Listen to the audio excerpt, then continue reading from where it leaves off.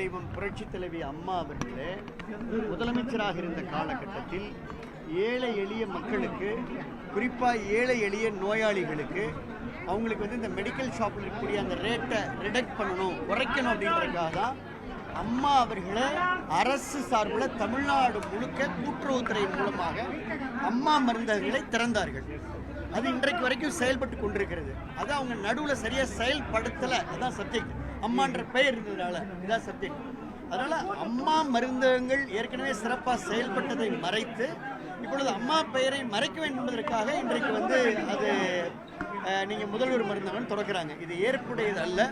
இது அம்மா மருந்தகத்திற்கு ஸ்டிக்கர் ஒட்டுகின்ற வேலை.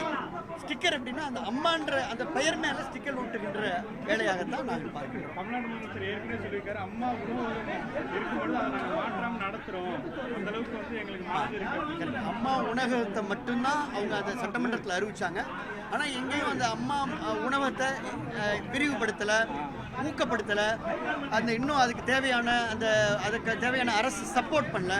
இப்போ அம்மா குழந்தைகளை பரிசு பெட்டகம் அதில் பேரை மாற்றிட்டாங்க. அம்மா ஆரோக்கிய திட்டம் அதில் பேரை மாற்றிட்டாங்க. அது மட்டுமல்ல, அம்மா பெயரில் பல அம்மா குடிநீர் என பல திட்டங்கள் இருந்தது. எல்லாமே பெயர் அதில் இரட்டை அம்மான்ற பெயரை கட் பண்ணியிருக்கிறாங்க. இதுதான் உண்மை. இது எல்லாருக்குமே தெரியுமே.